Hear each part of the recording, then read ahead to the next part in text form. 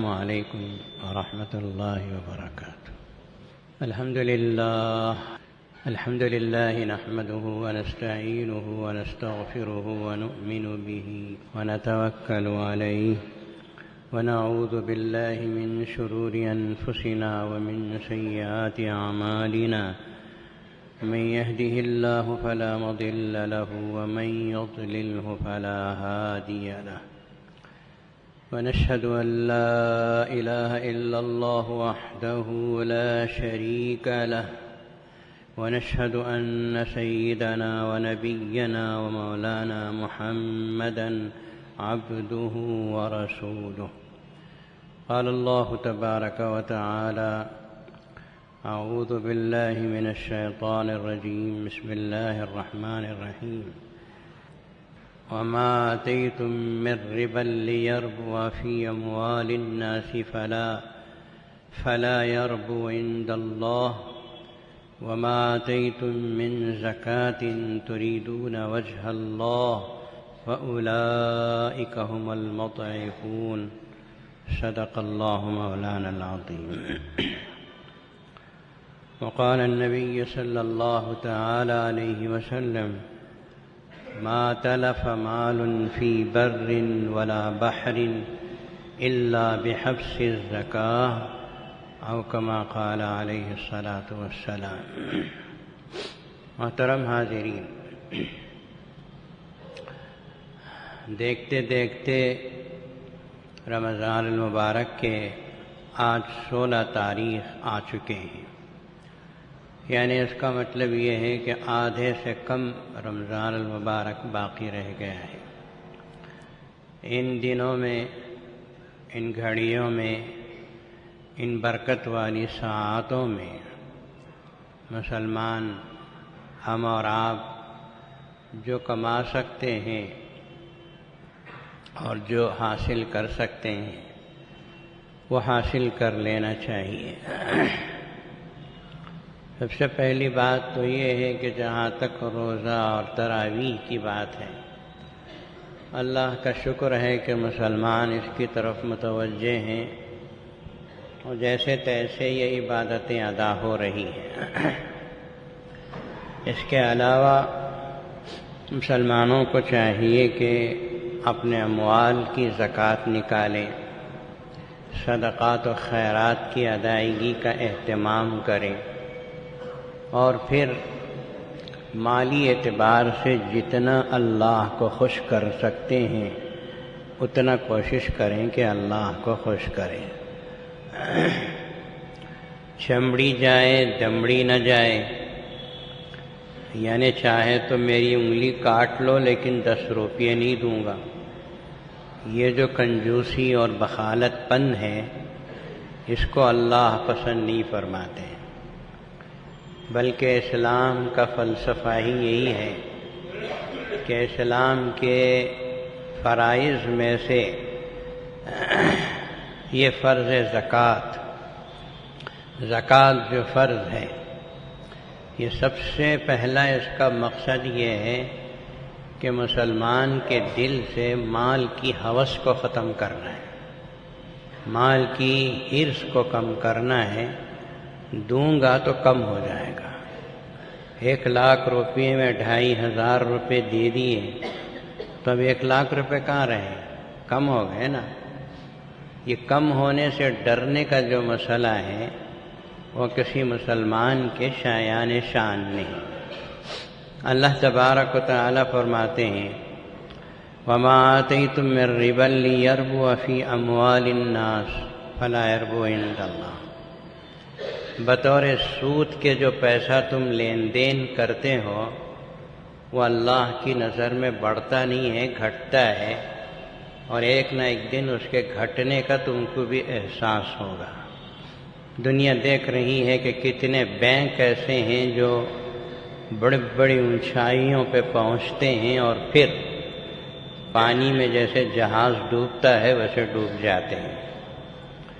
لیکن آگے اللہ پاک فرماتے ہیں کہ وَمَا آتَيْتُم مِّن زَكَاةٍ تُرِيدُونَ وَجْهَ اللَّهِ فَأُولَٰئِكَ هُمُ الْمُضْعِفُونَ۔ لیکن جو تم زکوٰۃ دیتے ہو صدقہ اور خیرات دیتے ہو، اس کے پیچھے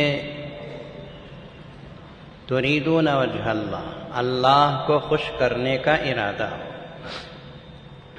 دو چیزیں، ایک تو دینا بھی ہے اور دوسرا اپنی نیت کو درست بھی کر کے رکھنا ہے کہ اللہ کو خوش کرنے کی غرض سے تم جو زکوٰۃ دیتے ہو، فَأُولَٰئِکَ هُمُ الْمُضْعِفُونَ، ان کے مال کو دوگنا تگنا کیا جائے گا۔ بظاہر 1,00,000 میں سے 2,500 40واں حصہ دے دیا، لیکن اللہ تعالیٰ آئندہ خیر کے ایسے فیصلے فرمائیں گے کہ یہ 1,00,000 10,00,000 بھی بڑھے گا، 10,00,000 سے 1 کروڑ بھی بنے گا۔ یہ تو اللہ پاک کے لیے معمولی چیزیں ہیں نا، پوری کائنات اللہ کے لیے مچھر کے پر کے برابر نہیں ہے، تو پھر 1,00,000 2,00,000 1 کروڑ 2 کروڑ اللہ کے لیے کیا حیثیت رکھتے ہیں؟ بالکل بے حیثیت ہیں، لیکن ایک انسان کے لیے تو بڑی اس کی اہمیت ہے، اللہ تبارک و تعالی عطا فرمائیں گے۔ لیکن جب انسان اللہ کو خوش کرنے کے لیے دے، پہلے نماز فرض ہوئی ہجرت کے 1.5 سال پہلے، پھر ہجرت کے 1.5 سال کے بعد روزہ فرض ہوا، پھر روزے کی فرضیت سے کچھ ہی دنوں کے بعد زکوٰۃ فرض ہو گئی۔ زکوٰۃ ایک ایسا عجیب عمل ہے کہ قرآن مجید میں اللہ تعالیٰ نے 82 مقامات میں 82 مقامات میں نماز کے ساتھ ملا کے بیان کیا ہے۔ اقیموا الصلاۃ وآتوا الزکاۃ، نماز قائم کرو زکوٰۃ دو، نماز قائم کرو زکوٰۃ دو، یہ 82 مقامات پہ ہے۔ پھر زکوٰۃ کا علیحدہ تذکرہ جو ہے وہ اور بھی الگ ہے۔ اس کا مطلب یہ ہوا کہ 100 سے زیادہ مقامات ایسے قرآن مجید میں موجود ہیں جہاں زکوٰۃ کا تذکرہ اللہ تبارک و تعالیٰ نے فرمایا، جبکہ ایک آیت اللہ کا حکم بتانے کے لیے کافی ہے۔ پھر اللہ نے اس کو بار بار کیوں بیان کیا؟ اس کا سبب یہ ہے کہ اسلام کا یہ بہت ہی اہم ترین رکن ہے، یہ ماحول اور معاشرے میں تناسب کو قائم کرنے کے لیے بھی ضروری ہے کہ اللہ تعالیٰ ایک خاندان میں 4 مالدار پیدا کرتے ہیں تو 40 غریب بھی پیدا کرتے ہیں۔ ہر خاندان اونچا ہی نہیں ہوتا، ہر خاندان پوری طرح خلاش بھی نہیں ہوتا۔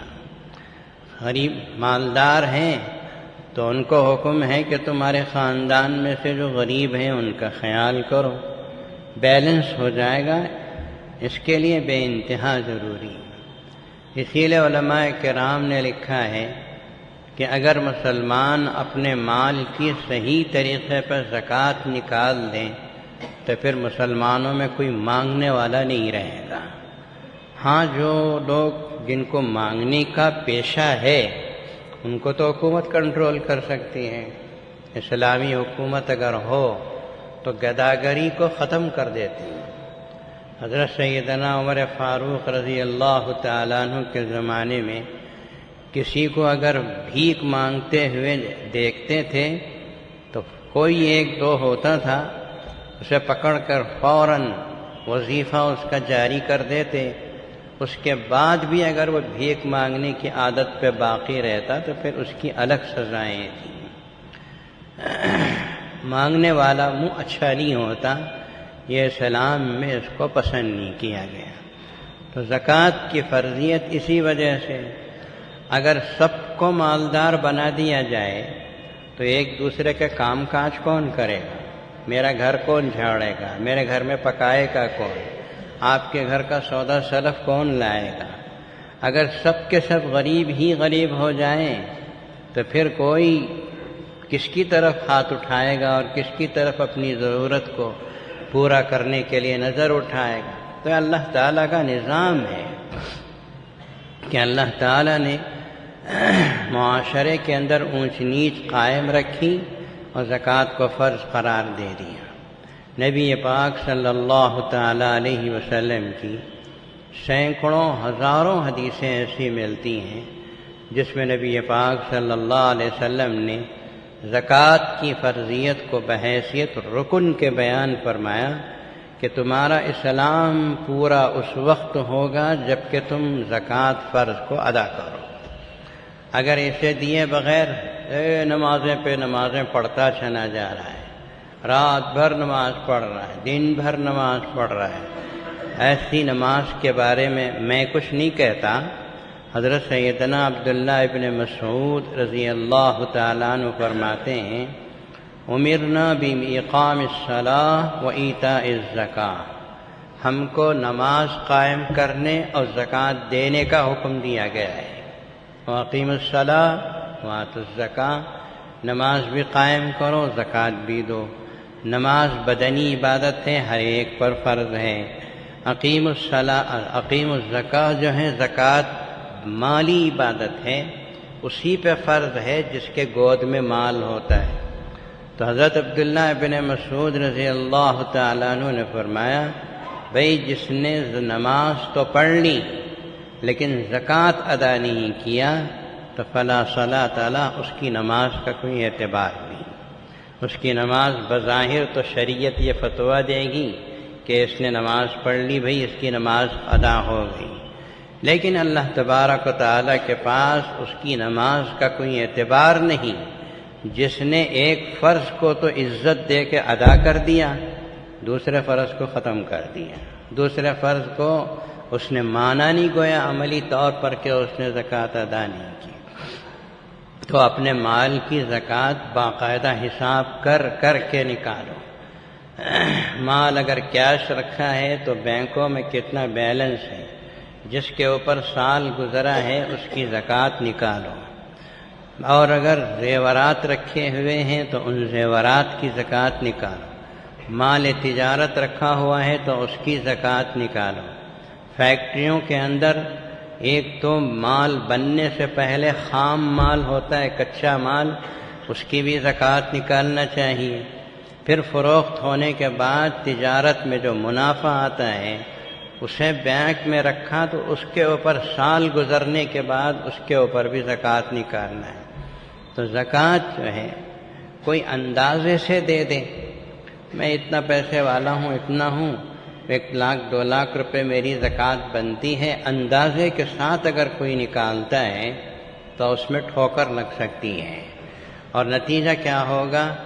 آپ کے اوپر مثلاً زکوٰۃ 1.5 لاکھ روپے کی بنتی تھی اور آپ نے اندازہ کر کے 1 لاکھ روپے دے دیے تو 50,000 روپے زکوٰۃ کے آپ کے مال کے اندر ملے ہوئے ہیں، اور جس مال کے اندر زکوٰۃ کا مال ملا ہوا ہوتا ہے وہ مال محفوظ نہیں ہوتا، وہ مال محفوظ نہیں ہوتا، کبھی نہ کبھی اس کے اوپر تباہی اور بربادی آ سکتی ہے۔ نبی پاک صلی اللہ تعالی علیہ وسلم نے ارشاد فرمایا ما تلف مال فی بر ولا بحر الا بحبس الزکاۃ، اگر تم یہ سنو کہ سمندر میں مال ضائع چلا گیا یا خشکی میں مال برباد ہو گیا، آگ لگ گئی، وہ ہو گیا، یہ ہو گیا، تو اس کے پیچھے زکوٰۃ کا روکنا ہی بڑا سبب ہوتا ہے، اس کے پیچھے زکوٰۃ کا روکنا ہی بڑا سبب ہوتا ہے۔ لوگ 1 لاکھ 2 لاکھ روپے کے کپڑے لے کے بانٹ دیتے ہیں یا راشن لے کے تقسیم کر دیتے ہیں، جبکہ ان کی املاک کروڑوں اربوں کی ہوتی ہے، اور اگر ان کی حساب لگایا جائے تو 10 20 25 لاکھ روپے زکوٰۃ بنتی ہے، اور وہ آدمی 2 لاکھ روپے کے کپڑے تقسیم کر دیے، خوشیاں مناتا ہے کہ میں نے 2 لاکھ روپے کے دے دیے، یا اناج بانٹ دیا تو کہتا میں نے 1 لاکھ روپے کا اناج تقسیم کر دیا، مبارک ہو، لیکن یہ بھی تو سوچو کہ آپ نے اپنے اوپر واجب زکوٰۃ کو ادا کیا یا نہیں کیا ہے۔ حضرات صحابہ کرام رضوان اللہ تعالی علیہم اجمعین کی عادت شریفہ تھی کہ اونٹوں کی زکوٰۃ ہوتی تھی، گائے کی یا بکرے کی، یہی تو تھا اس زمانے میں۔ اونٹ کی زکوٰۃ ہوتی تھی تو رسول اللہ صلی اللہ علیہ وسلم نے فرمایا تھا کہ اچھے سے اچھا مال بھی مت لو، گھٹیا سے گھٹیا مال بھی مت لو، درمیانی درجے کا مال زکوٰۃ کے لیے اصول کرو۔ حضرات صحابہ کرام رضوان اللہ تعالی علیہم اجمعین فرماتے یہ 40 اونٹ ہیں، اس میں سے ایک اونٹ زکوٰۃ کا بنتا ہے، چھانٹ کر سب سے اچھا اونٹ اٹھا کے دیتے تھے، اور بعض صحابہ 2 3 اونٹ بھی دیتے تھے۔ زکوٰۃ اصول کرنے والے فرماتے کہ ہمیں تو اللہ کے نبی کا حکم ہے کہ اچھا مال نہ لو، ایک اونٹ ہے تو ایک سے زیادہ نہ لو، اور آپ سب سے اعلیٰ مال دے رہے ہیں اور آپ 2 3 دے رہے ہیں، ایسا قبول نہیں کر سکتے۔ تو زکوٰۃ دینے والے صحابی کہتے ہیں کہ تم اپنا فرض پورا کرو، میں اپنا پورا فرض پورا کرتا ہوں۔ یہ 40 اونٹ اللہ ہی کے تو ہیں، اللہ نے دیے ہیں، اب میں اللہ کے لیے 1 دوں 2 دوں 3 دوں، یہ میرا اختیار ہے، لا کے نبی پاک صلی اللہ علیہ وسلم کی خدمت اقدس میں پیش کر دیا کرتے۔ جبھی تو اللہ نے دولت دی ان کو۔ وہ صحابہ جن کو صبح کو کھانے ملتا تھا تو دوسرے دن صبح تک کھانے کو نہیں ملا کرتا تھا، ان کی اکانومی اتنی کمزور تھی، پیٹ پہ پتھر باندھا کرتے تھے، لیکن جب ہجرت کر کے مدینہ المنورہ گئے، اللہ نے فتوحات کا زمانہ کھولا، ایسی ایسی دولت اور ایسا ہن برسا کہ صحابہ کرام رضوان اللہ تعالی علیہم اجمعین کے زمانے میں اس دور میں کوئی زکوٰۃ اصول کرنے والا نہیں تھا، بیت المال میں جمع کرتے تھے، وہاں سے وظائف تقسیم ہوا کرتے۔ آج تو مسلمان اس سلسلے میں کافی بہت پیچھے ہے، دینے والے تو آپ کو نظر آتے ہیں، وہ 2-4 ہیں جو نظر آتے ہیں، ورنہ اکثر و بیشتر ایسے ہیں جو مال دبائے بیٹھے ہیں، اور 10-10 لاکھ کی زکوٰۃ ہوتی تو 1 لاکھ 2 لاکھ دے کے خوش ہو جایا کرتے ہیں۔ ایک طرف تو مال کا یہ مسئلہ ہے، کوشش کیجئے کہ حساب و کتاب کر کے زکوٰۃ ادا کرو، اور دوسری چیز یہ ہے کہ ہمارے ہاں گھروں میں شادیاں ہوتی ہیں، لڑکی کے باپ کی طرف سے بھی زیور ملتا ہے اور لڑکے کی طرف سے بھی، دولہا کی طرف سے بھی زیور ملتا ہے۔ آج کل تو ماشاءاللہ اللہ خوش رکھے سب کو بھی، خوب زیور دیتے ہیں، 1-1 کلو 2-2 کلو 3-3 کلو، اور کئی سٹ زیورات میں دیے جاتے ہیں۔ اس کا مسئلہ بھی یہ ہے کہ سال گزرتے ہی زکوٰۃ واجب ہو جاتی ہے۔ اب وہ بیچاری دلہن وہ خوش ہوتی ہے کہ مجھے اتنا زیور ملا کہ وہ کبھی بھی اتنا زیور پورا پہن کے باہر نکل نہیں سکتی، کہیں کسی مجلس میں جا نہیں سکتی۔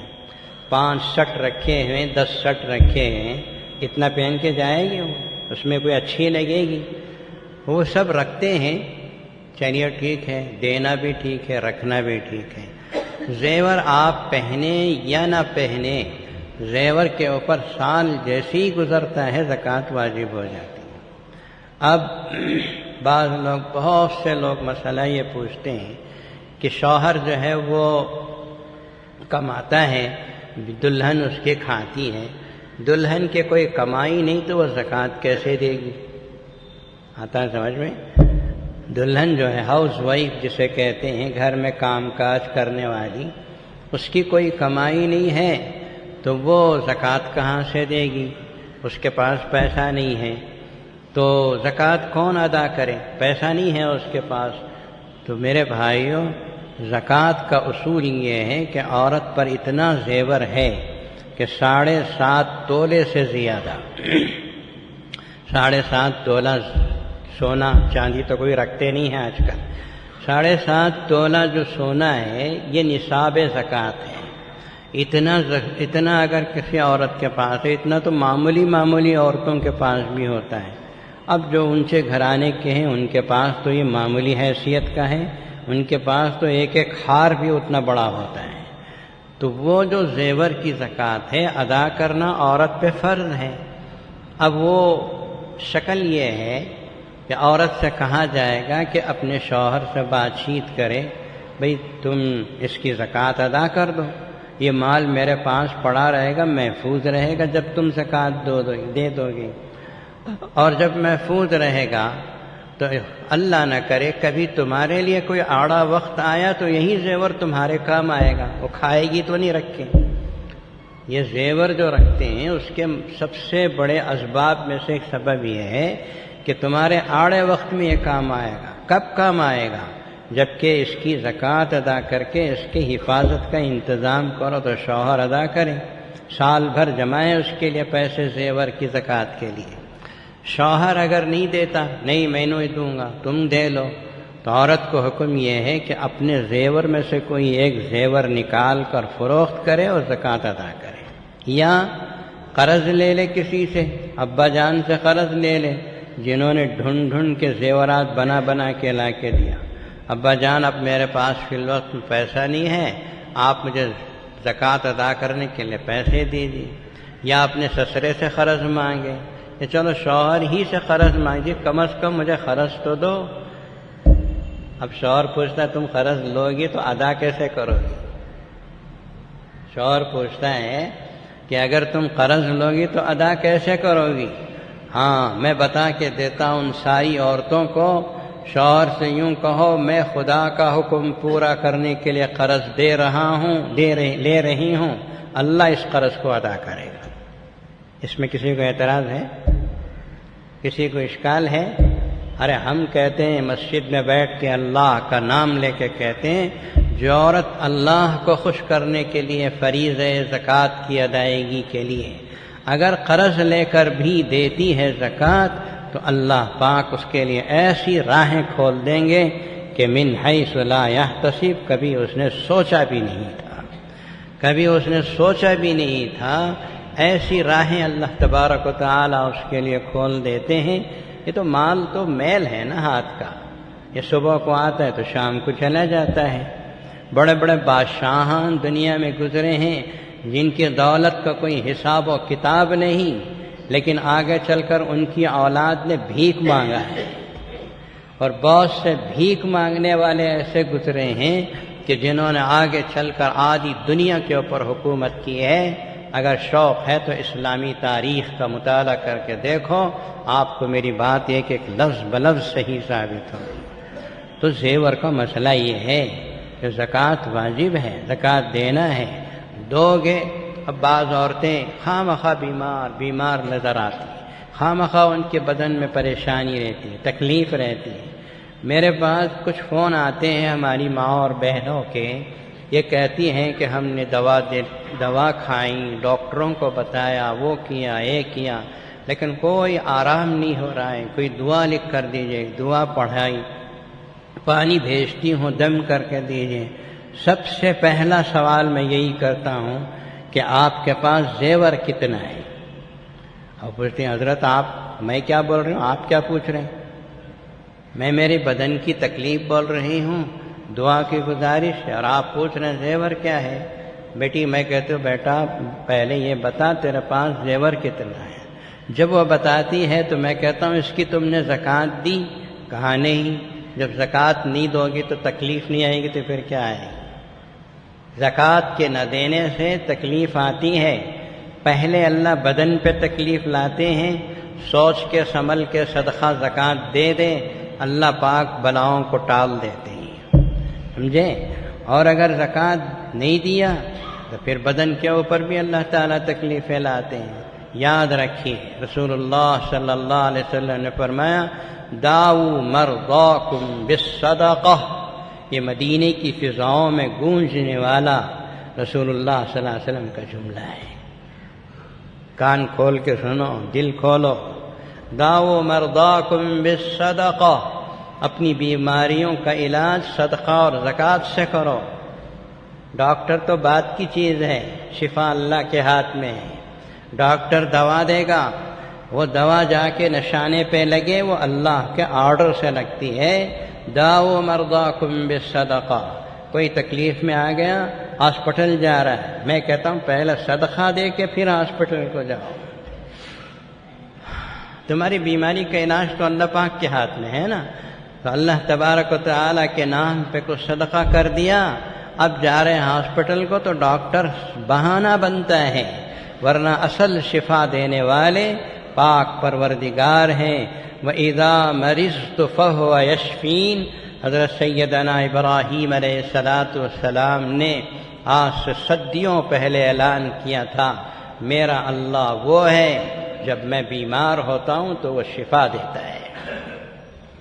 آپ کا اللہ کون ہے؟ آپ کا اللہ کون ہے؟ توبہ توبہ، سوال صحیح نہیں ہے۔ ہم مسلمان نہیں سمجھتے اس نقطے کو کہ اللہ تو وہی ہے، آسمانوں اور زمینوں کے خالق و مالک، قرآن مجید کو اتارنے والے، یہ رمضان کا مہینہ جس نے ہم کو عطا کیا، اللہ کے نبی نے جو کہہ دیا وہ پتھر کی لکیر ہے۔ داؤ مرضاکم بالصدقہ، اپنی بیماریوں کا علاج کر رہا ہے تو صدقہ نکالو۔ 10 روپے کمانے والا 98 صدقہ کرے۔ یہ تو سمجھتے ہیں پیسے والے ہی صدقہ کرنا، پیسے دولت مند ہی صدقہ کرنا، یہ خیال ختم کرو۔ دولت والا وہ کم دیتا ہے، دولت والا جتنا صدقہ کرنا اتنا نہیں کرتا۔ میں ہر مسلمان بھائی سے کہوں گا، آپ دن میں 10 روپے کماتے ہیں تو 58 54 صدقہ کرو۔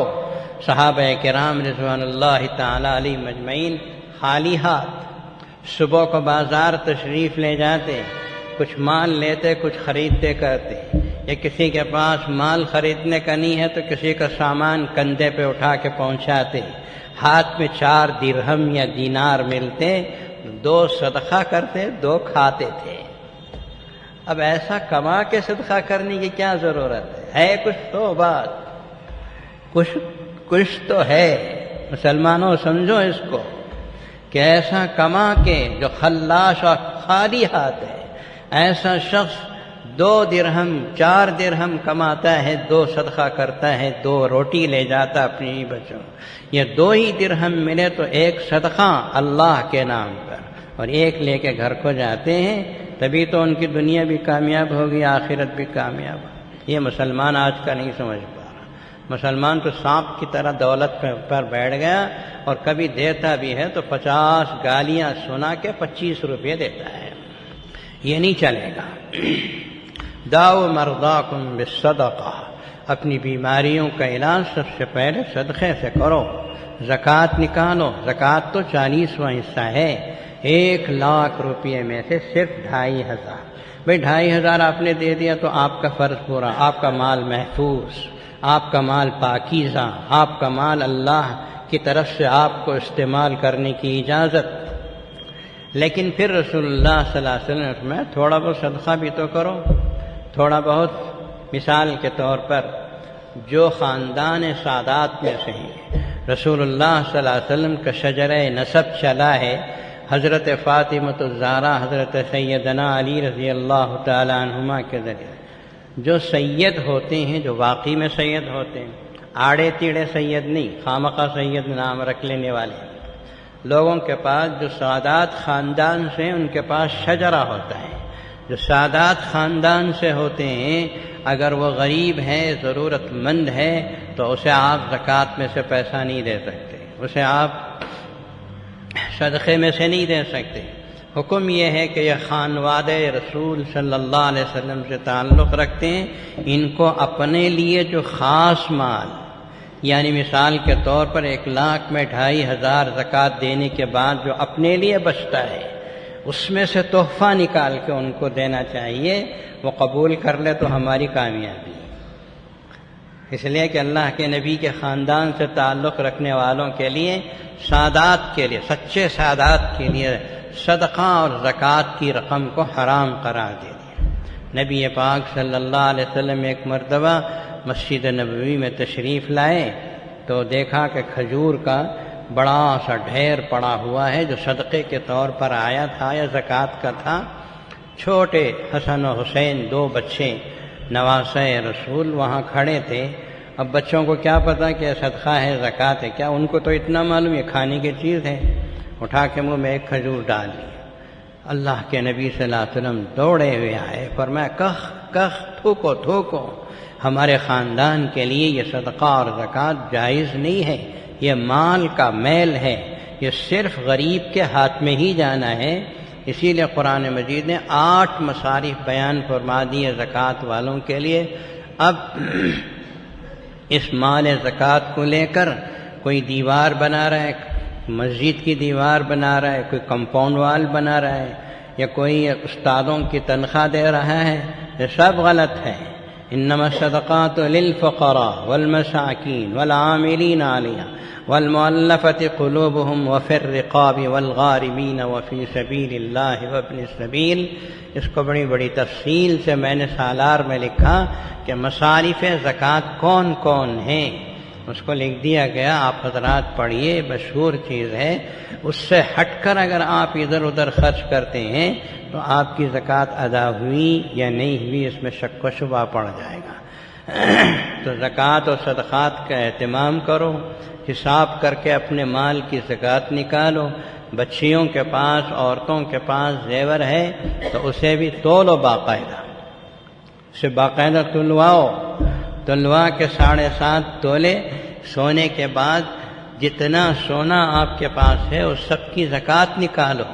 انشاءاللہ العزیز آپ محسوس کریں گے کہ اللہ تبارک و تعالی آپ کے مال کو گھٹائیں گے نہیں بلکہ بڑھائیں گے۔ کیوں؟ بہت غور سے سنو، قرآن مجید کا وعدہ ہے۔ مسلمانوں، قرآن پہ آپ کو پکا یقین ہے نہیں ہے؟ یہ بھی کیا سوال ہے؟ غلط سوال ہے۔ مسلمان کو قرآن پہ یقین نہیں رہے گا تو پھر کس پہ رہے گا؟ ایک قرآن ہی تو ہماری دولت ہے، ایک قرآن مجید ہی تو ہمارے پاس سب سے بڑی دولت ہے۔ اس کے علاوہ کیا ہے ہمارے پاس؟ ایک قرآن مجید ہے۔ ترکت فیکم امرین، میں تمہارے درمیان 2 چیزیں چھوڑ رہا ہوں، ایک کتاب اللہ، دوسری سنت رسولی۔ قرآن مجید ہے اور رسول اللہ صلی اللہ علیہ وسلم کی حدیث ہے۔ قرآن پر تو یقین ہے آپ کا، پکا کر لو یقین۔ میں بولنے سے پہلے کرانا چاہتا ہوں، ہے نہیں یقین قرآن مجید؟ ایک ایک لفظ پکا، ایک ایک لفظ پتھر کی لکیر سے بھی زیادہ مضبوط۔ اللہ فرماتے یمحق اللہ الربا ویربی الصدقات۔ اس کا ترجمہ یہ ہے کہ اللہ سود کو گھٹاتے ہیں اور صدقہ کرنے والے کے مال کو بڑھاتے ہیں۔ اسے نوٹ کر لیے، اسے نوٹ کر کے جاؤ گھروں کو، آئے اپنے بیوی بچوں کو سناؤ۔ ہم نے قرآن کی آیت سنی، یمحق اللہ الربا، اللہ سود کو گھٹاتے ہیں، ویربی الصدقات، اور صدقہ کرنے والے کے مال کو اللہ بڑھاتے ہیں۔ میں نے بہت پہلے آپ سے کہا تھا کہ گھر میں ایک ڈبہ رکھو، ہر بڑا آدمی بھی چھوٹا آدمی بھی ایک گھولک رکھو۔ گھولک سمجھ میں آتا ہے نا؟ ڈبہ سمجھ میں نہیں آتا، گھولک سمجھ میں آتا ہے، جس میں بچے پیسہ جماتے ہیں۔ بڑے لوگوں کو چاہیے کہ گھر میں گولک رکھیں اور جب بھی گھر سے باہر نکلتے ہیں 5 پیسے 10 پیسے 4 آنے 8 آنے صدقہ ڈال کے جائیں، اور جب تم باہر نکلو گے تو فرشتوں کی جماعت تمہاری حفاظت کرے گی، فرشتوں کی جماعت تمہاری حفاظت کرے گی۔ یہ بندہ اللہ کے نام پہ صدقہ کر کے باہر نکلا ہے، اور ایک وقت، اس وقت کو کوئی ضرورت مند آپ کے پاس آیا، اس گھولک کو کھولا، اس کی ضرورت پوری کر دی۔ ضرورت مند تو سامنے نہیں ہوتا نا، بہت سے مانگنے والے ایسے ہوتے ہیں 100 روپے دو تو جا کے شراب پی لے گا، بہت سے ضرورت مند تو ایسے ہوتے ہیں۔ آپ پیسہ صدقے کا جمع کر کے رکھو، جب آئے کوئی ضرورت مند تو اسے دے دو، آپ کی اپنی حفاظت بھی ہو گئی، غریب کا فائدہ بھی ہو گیا۔ اللہ تبارک و تعالیٰ نے ایک توفیق عطا فرمائے، مالوں کی زکوٰۃ ادا کرنے کی اللہ تعالیٰ سارے مسلمانوں کو توفیق دے۔ محترم حضرات، دوسری بات جو عرض کرنا چاہتا تھا وہ یہ ہے کہ رمضان المبارک میں اللہ تعالیٰ دعاؤں کو قبول فرماتے ہیں۔ رمضان میں مانگی جانے والی دعائیں رد نہیں ہوتی، دن میں، رات میں، فرض نمازوں کے بعد، اسی طرح رات میں تہجد کی نماز کے وقت میں، پھر خاص طور پر افطار کے وقت میں جو دعائیں کی جاتی ہیں وہ دعائیں رد نہیں ہوتی، آپ کی دعا قبول ہو جاتی ہے، اللہ پاک اسے لے لیتے ہیں۔ 3 صورتیں ہوتی ہیں، یا تو یہ ہے کہ آپ کی دعا قبول کر کے اللہ تبارک و تعالی جو آپ نے مانگا آپ کو دے دیتے ہیں۔ جو آپ نے مانگا، یا اللہ میری شادی نہیں ہوئی، شادی کر دیں، چلو رمضان کے بعد فوراً رشتہ آپ کو مل جائے گا، شادی ہو جائے گی۔ جو مانگا وہ مل گیا، جو شادی شدہ نہیں ہے وہ مانگے. تو جن کی شادی اللہ تعالیٰ شادی کرا دے مثلا، یا تو یہ ہے کہ جو مانگا وہ دے دیتے ہیں، یا دوسری صورت یہ ہے کہ بندہ ایک دعا کرتا ہے، اللہ پاک جانتے ہیں کہ یہ جو مانگ رہا ہے اسے دینا مصلحت کے خلاف ہے، اسے دے گے تو اس کے لیے فائدہ نہیں ہے، تو اللہ تبارک و تعالیٰ اسے دیتے نہیں ہیں، دعا کو تو قبول کر لیتے. لیکن یہ کرتے ہیں کہ تیسری صورت کہ بندے مومن کی دعا کی برکت سے اس کے اوپر آنے والی بلاؤں کو ٹال دیتے ہیں. یہ بلائیں جو آسمان سے اترتی ہیں ہمیشہ اترتی رہتی ہیں، یہ اللہ تعالیٰ کا نظام قدرت ہے. اللہ تبارک و تعالیٰ ان سے بچاتے ہیں، حفاظت کرتے ہیں. ہے نا حدیث میں کہ رسول اللہ صلی اللہ علیہ وسلم نے فرمایا مغرب کی نماز ہو تو مغرب کی نماز کے بعد اپنے بچوں کو باہر مت نکلنے دو. مغرب کی نماز کا وقت میں بلائیں ادھر ادھر ہوتی ہیں، اپنے بچوں کو گھر میں محفوظ رکھو. مجھے یاد پڑتا ہے بچپن میں میرے والدہ جو ہے وہ مغرب کی نماز سے پہلے بڑی سختی سے گھر میں بٹھا لیتی تھیں، اور کلمے پنجم کلمے ایمان مفصل ایمان بہت پڑھا کے 15 20 25 منٹ گزر جاتے، پھر ہم کو چھوڑ دیں. نبی پاک صلی اللہ علیہ وسلم نے فرمایا کہ وہ بلاؤں کے ادھر ادھر گھومنے کا ٹائم ہے، مغرب کی نماز پڑھو. نماز پڑھ گیا تو وقت ٹل گیا. یہ جو بلائیں آسمان سے اترتی ہیں ادھر ادھر ہوتی ہیں، ان سب سے حفاظت کرنے والا سوائے اللہ کے کوئی اور نہیں. تو ان کی حفاظت کے لیے دعائیں ہی سب سے بڑی چیز ہیں. رمضان المبارک میں دعا مانگی. ہم نے دیکھا کہ بعض لوگ مجھ سے کہتے ہیں کہ دعا مانگنا، کیسے دعا مانگنا، کیا مانگنا، اللہ سے کیا مانگنا. بھئی تو یہ کہتا ہوں کہ ہاتھ اٹھا کے روتے بیٹھو، بس آپ کو کیا چاہیے وہ اللہ کو معلوم ہے. آپ کو نہیں معلوم، اللہ کو معلوم ہے، اس لیے کہ وہ عالم الغیب والشہادہ ہے. مجھے کیا چاہیے مجھے نہیں اتنا معلوم جتنا میرے اللہ کو معلوم ہے نا. یہ کوئی مانتے نہیں. اس لیے ہاتھ اٹھا کے روتے بیٹھو. جیسے میں نے کعبۃ اللہ کے طواف میں ایک صاحب کو دیکھا، بڑے نورانی چہرے والے. میں نے اس سے پہلے بھی آپ سے کہا ہے، وہ سارے 7 چکر بھی بیچارے روتے ہی رہے. اور میں ان کے رونے کے انداز کو دیکھ کے ان کے پیچھے لگ گیا. میرے طواف کی دعائیں بھی کر رہا تھا، ان کے پیچھے بھی لگ رہا تھا. تو پھر جب طواف ختم ہوا معلوم ہوا کون ہیں کیا ہیں. جب ٹوٹی پھوٹی عربی میں ان سے بات کی تو کہا میں ملک شام سے ہوں، شام کے رہنے والے، شام ملک شام، انبیاء کرام علیہ الصلاۃ والسلام کی زمین ہے، وہاں سے آئے تھے. میں نے ان سے صرف اتنا ہی پوچھا تھا کہ آپ دعا نہیں مانگے، صرف روتے رہے.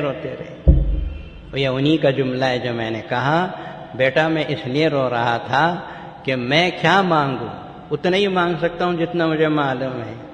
اسی لیے میں روتا رہا کہ یا اللہ تجھے معلوم ہے مجھے کیا کیا چاہیے وہ عطا فرما. تو اللہ زیادہ جانتے ہیں، اللہ پوری طرح واقف ہے میری ضرورتوں سے. ہاتھ اٹھا کے روتے بیٹھو بس ہے. طواف کے وقت یہ ان کا یہی رویہ رہا. تو افطار کے وقت میں رو، تہجد کے وقت میں رو، اور قرآن پڑھتے ہوئے رو. بھئی قرآن مجید پڑھتے ہوئے رونا چاہیے. قرآن جو ہے وہ گانے بجانے کے انداز کی چیز نہیں ہے. کوئی گانا گایا تو آدمی اٹھ کے ناچنا شروع کر دیا. قرآن مجید تو رونے کی چیز ہے. حضرت سیدنا صدیق اکبر رضی اللہ عنہ کا مزاج ہے قرآن کا، عمر فاروق کا مزاج نہیں ہے. بہت نرمی، قرآن پڑھتے ہیں تو ایک دم. حضرت عمر فاروق رضی اللہ عنہ کے سامنے جب قرآن پڑھا جاتا تھا تو اس طرح جھک کے بیٹھ جاتے تھے جیسے کوئی بیمار مریض بچہ جھک کے بیٹھ جاتا ہے. قرآن کے لیے اس طرح جھک جایا کرتے. تو یہ دعاؤں کی بات میں نے اس لیے کی کہ ہمارے بہت سے بھائی دعائیں لکھ کے دینے کی بات کرتے ہیں. تو ہم نے وہ دعاؤں کی جو کتاب الحزب العظم ہے اس کا اردو ترجمہ ہمارے مولانا یونس صاحب نے اس کا ترجمہ کیا. اسے شائع کر کے 1000 کتابیں اس وقت ہم نے یہاں رکھ دی ہیں، اسے خریدو، اپنے دوستوں کو بھی پڑھنے دو، خود بھی پڑھو، ساری رسول اللہ صلی اللہ علیہ وسلم سے منقول دعاؤں کا ترجمہ ہے، اردو میں ہے، تاکہ آپ آسانی سے پڑھ سکو۔ عربی زبان بڑی نازک ہے، اگر تا کے بجائے تو ہو گیا تو معنی بدل جائے گا۔ انعمتا، انعمتو، صراط الذین انعمتا علیہم، اگر آپ انعمتو پڑھیں گے تو نماز ٹوٹ جائے گی آپ کی، معلوم ہے؟ صراط الذین انعمتا علیہم، اے اللہ ان لوگوں کے راستے پہ چلا جن پر تو نے انعام کیا، اور اگر انعمتو پڑھتے ہیں تو جن پر میں نے انعام کیا، تو کون ہوتا انعام کرنے والا؟ معنی بدل جاتا ہے۔ اردو میں ہے، اردو میں پڑھیے، دوستوں کو بھی پڑھائیے۔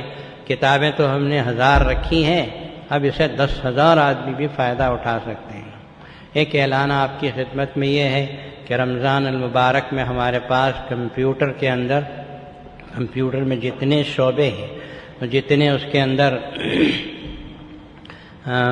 فیس بھر کے آپ اگر پڑھنا چاہیں غیر رمضان میں، تو اگر آپ کو مثلا 5,000 روپے ہوتا تو رمضان میں ہم نے آدھا کر دیا، 2,500 کر۔